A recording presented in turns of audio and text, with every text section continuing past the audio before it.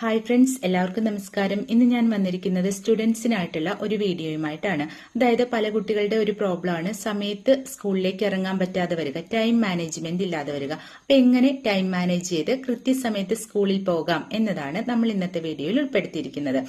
അപ്പോൾ കുട്ടികള് സ്കൂളുള്ള ദിവസം ഒരു 6 മണിക്കെങ്കിലും എഴുന്നേൽപ്പിക്കുക കുട്ടികളെ. അതായത് നമ്മൾ നേരത്തെ എഴുന്നേൽക്കുന്നതുകൊണ്ടുള്ള ഒരു പ്രയോജനം എന്ന് പറഞ്ഞാൽ അവർക്ക് പഠിക്കാനായാലും ഹോംവർക്ക് എന്തെങ്കിലും ബാക്കിയുണ്ടെങ്കിൽ ചെയ്യാനായാലും ബാക്കി കാര്യങ്ങൾക്കൊക്കെ ഒരു എക്സ്ട്രാ ടൈം കിട്ടും. അപ്പൊ അതിനു വേണ്ടിയിട്ടാണ് കൃത്യസമയത്ത് എഴുന്നേക്കുക എന്ന് പറയുക. ചിലര് പഠിക്കാനുണ്ടെങ്കിൽ മാത്രമേ രാവിലെ എഴുന്നേക്കുള്ളൂ. അപ്പൊ അങ്ങനെയല്ല, എല്ലാ ദിവസവും ഒരു കൃത്യസമയം വെക്കുക. സ്കൂളുള്ള ദിവസം 6 മണിയാണെങ്കിൽ കൃത്യസമയം 6 മണിക്ക് തന്നെ എഴുന്നേക്കാനായിട്ട് ശ്രമിക്കുക. അപ്പോൾ എഴുന്നേറ്റ ഉടനെ തന്നെ നമ്മൾ ബ്രഷ് ഒക്കെ ചെയ്ത് ഒന്ന് ഫ്രഷായി വന്നതിന് ശേഷം നിങ്ങൾ ആദ്യം ചെയ്യേണ്ട ജോലി എന്ന് പറഞ്ഞാൽ നിങ്ങൾ കിടന്ന ബെഡ്ഷീറ്റ് നന്നായിട്ട് വിരിച്ചിടുക, അതുപോലെ പുതപ്പ് മടക്കി വെക്കുക. ഈ 2 കാര്യങ്ങളും കൃത്യമായിട്ട് ചെയ്യുക. അതൊരു കുഞ്ഞ് റൊട്ടീനാണ്, പക്ഷെ അതൊരു ലൈഫിൽ ഒരു ശീലമായിട്ട് മാറുന്നത് നല്ലതാണ്. അത് നിങ്ങളുടെ റൂം വൃത്തിയായിട്ട് കിടക്കാനായിട്ട് ഹെൽപ്പ് ചെയ്യുകയും ചെയ്യും. അപ്പോൾ അതൊക്കെ കഴിഞ്ഞ് ഒരു 6:30 ആകുമ്പോൾ പഠിക്കാനായിട്ട് ഇരിക്കുക. അപ്പോൾ പഠിക്കാനിരിക്കുമ്പോൾ ശ്രദ്ധിക്കേണ്ട കാര്യങ്ങൾ, തലേ ദിവസത്തെ ഹോംവർക്ക് എന്തെങ്കിലും പെൻഡിങ് ഉണ്ടെങ്കിൽ അത് ചെയ്യുക, എന്തെങ്കിലും എഴുതാനൊക്കെ ഉണ്ടെങ്കിൽ അത് എഴുതി വെക്കുക. അപ്പോൾ അങ്ങനെയുള്ള കാര്യങ്ങൾ ചെയ്തു വെക്കുക. അപ്പൊ നമ്മളൊക്കെ ചെറുപ്പം തൊട്ടേ കേട്ടുവരുന്ന ഒരു കാര്യമാണ് രാവിലെ പഠിച്ചാലാണ് ഓർമ്മയിൽ കാര്യങ്ങൾ കൂടുതൽ നിൽക്കുക എന്നുള്ളത്. എനിക്കും ഒരു പരിധിവരെ അത് ശരിയാണെന്ന് തോന്നിയിട്ടുണ്ട്. അപ്പോൾ രാവിലെ പഠിക്കുന്നത് എന്തുകൊണ്ടും നല്ലതാണ്. അപ്പൊ രാവിലെ പഠിക്കുമ്പോൾ ശ്രദ്ധിക്കേണ്ട ഒരു കാര്യം, കണ്ടിന്യൂസ് ആയിട്ടിരുന്ന് പഠിക്കരുത്. കാരണം രാവിലെ ആയതുകൊണ്ട് തന്നെ ഉറക്കം വരാനുള്ള ഒരു ടെൻഡൻസി ഒക്കെ ഉണ്ടാവും. അപ്പോൾ ഒരു അരമണിക്കൂർ പഠിച്ചിട്ട് ബ്രേക്ക് എടുത്തിട്ട് വേണം പിന്നീട് പഠിക്കാനായിട്ട്. ഇപ്പൊ നമ്മൾ 6:30 പഠിക്കാനിരുന്നെങ്കിൽ ഒരു 7 മണിയൊക്കെ ആകുമ്പോൾ ഒരു 10 മിനിറ്റ് ബ്രേക്ക് എടുക്കുക എന്ന് പറഞ്ഞാൽ 7 മണിയൊക്കെ ആകുമ്പോൾ അമ്മ ചായയൊക്കെ ഉണ്ടാക്കുന്ന സമയമായിരിക്കും. അപ്പോൾ ജസ്റ്റ് ഒരു ചായയും അതുപോലെ അതിന്റെ കൂടെ 2 ബിസ്ക്കറ്റോ അല്ലെങ്കിൽ റസ്കോ ഒക്കെ കഴിച്ച് രാവിലത്തെ വിശപ്പൊക്കെ ഒന്ന് മാറ്റി ഫ്രഷ് ആയിട്ട് വീണ്ടും പഠിക്കാനായിട്ട് ഇരിക്കാം. ഇനി ബ്രേക്ക് എടുക്കുന്ന സമയത്ത് നിങ്ങൾക്ക് വേണമെങ്കിൽ ഇപ്പൊ സ്കൂളില് എല്ലാ ടോപ്പിക്കും പഠിപ്പിക്കുന്നത് അപ്പൊ തന്നെ മനസ്സിലായിക്കൊള്ളണമെന്നില്ല. അപ്പൊ അതുമായിട്ട് ബന്ധപ്പെട്ട വീഡിയോസ് ഒക്കെ യൂട്യൂബിൽ ഉണ്ടാവും. അപ്പൊ അതൊക്കെ ഒന്ന് സെർച്ച് ചെയ്ത് നോക്കിക്കഴിഞ്ഞാൽ കുറെ കൂടി കാര്യങ്ങൾ ക്ലിയർ ആയിട്ട് നിങ്ങൾക്ക് മനസ്സിലാകും. അപ്പൊ അതിനായിട്ട് ഫോൺ യൂസ് ചെയ്യുക. ഇനി ഈ പഠിക്കാനുള്ള കാര്യങ്ങൾ നോക്കാനായിട്ട് നമ്മൾ ഫോൺ വാങ്ങിയിട്ട് വേറെ കാര്യങ്ങൾ സെർച്ച് ചെയ്തുകൊണ്ടിരുന്ന സമയം കളയരുത്. അങ്ങനെ കണ്ടു കഴിഞ്ഞാൽ പിന്നെ നിങ്ങളുടെ പേരൻസ് നിങ്ങൾക്ക് ഫോൺ തരില്ല. അപ്പോൾ പഠിക്കാനുള്ള കാര്യങ്ങൾക്കായിട്ട് ഫോൺ ചോദിച്ചു കഴിഞ്ഞാൽ അത് മാത്രം സെർച്ച് ചെയ്യാനായിട്ട് ശ്രദ്ധിക്കുക. പിന്നെ മോർണിംഗ് എപ്പോഴും പഠിക്കുമ്പോൾ നിങ്ങളുടെ ഫേവറേറ്റ് സബ്ജക്ട് എടുത്ത് വെച്ച് പഠിക്കുക, അല്ലെങ്കിൽ മാത്സ് പഠിക്കുക, അല്ലെങ്കിൽ എഴുതാനുള്ളതൊക്കെ എഴുതി തീർക്കുക. പിന്നീട് പറയാനുള്ളത്, നിങ്ങൾ പഠിച്ചു കഴിഞ്ഞാൽ ആ സ്റ്റഡി ഏരിയ നീറ്റായിട്ട് അടുക്കി വെച്ചിട്ട് എഴുന്നേക്കുക എന്നുള്ളതാണ്.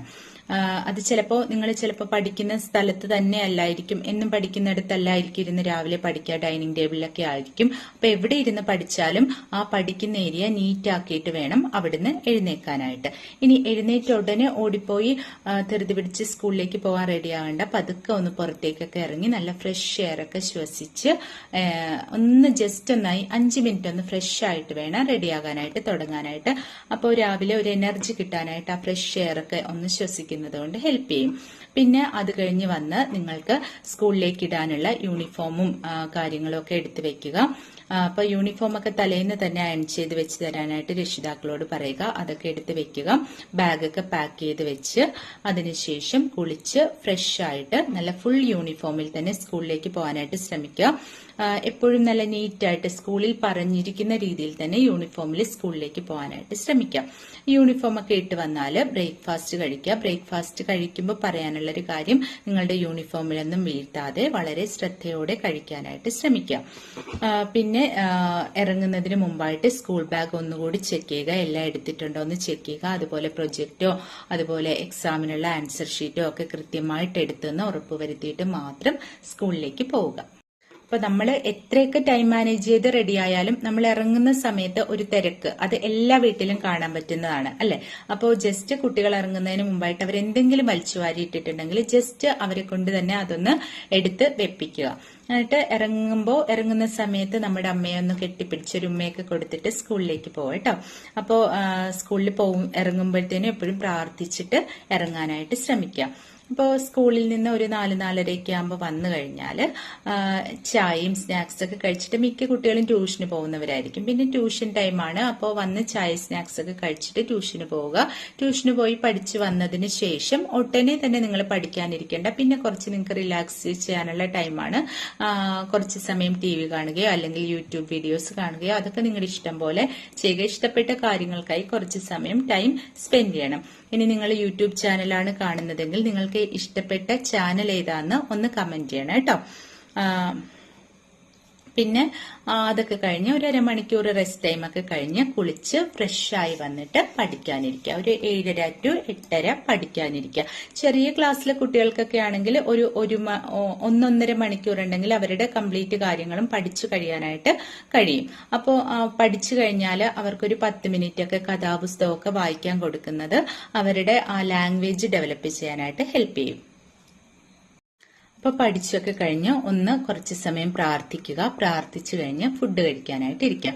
അപ്പോൾ ഫുഡ് കഴിക്കാനായിട്ട് ഇരിക്കുമ്പോൾ ശ്രദ്ധിക്കേണ്ടത് വീട്ടിലെല്ലാവരോടും ഒരുമിച്ചിരുന്ന് ഫുഡ് കഴിക്കുക. പറ്റുമെങ്കിൽ TV ഒക്കെ കണ്ട് എൻജോയ് ചെയ്ത് ഫുഡൊക്കെ കഴിക്കാം.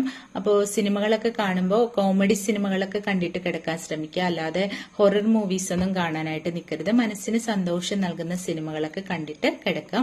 അപ്പോൾ സിനിമ കാണാനിരുന്ന് അങ്ങനെ 2-2.5 മണിക്കൂർ TVയുടെ മുമ്പിൽ കുത്തിയിരിക്കരുത്.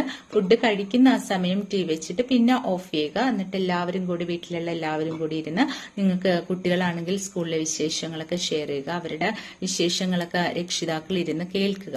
അപ്പൊ കുറച്ച് സമയം സംസാരിച്ചു കഴിഞ്ഞ് ബാഗൊക്കെ പാക്ക് ചെയ്ത് വെച്ചിട്ട് ഉറങ്ങാനായിട്ട് കിടക്കുക. അപ്പൊ ഇതിലും നന്നായിട്ട് ടൈം മാനേജ് ചെയ്യുന്ന രക്ഷിതാക്കളും കുട്ടികളും ഒക്കെ ഉണ്ട്. ഇനി ചില കുട്ടികൾ ലേറ്റ് ആയിട്ട് സ്കൂളിൽ വരാറുണ്ട്. അപ്പൊ അവർക്ക് വേണ്ടിയിട്ടാണ് ഈ വീഡിയോ ചെയ്യുന്നത്. എല്ലാവർക്കും വീഡിയോ ഇഷ്ടമായെന്ന് കരുതുന്നു. അപ്പോൾ വീണ്ടും നല്ലൊരു വീഡിയോയുമായിട്ട് വരുന്നതായിരിക്കും. എല്ലാവർക്കും നന്ദി, നമസ്കാരം.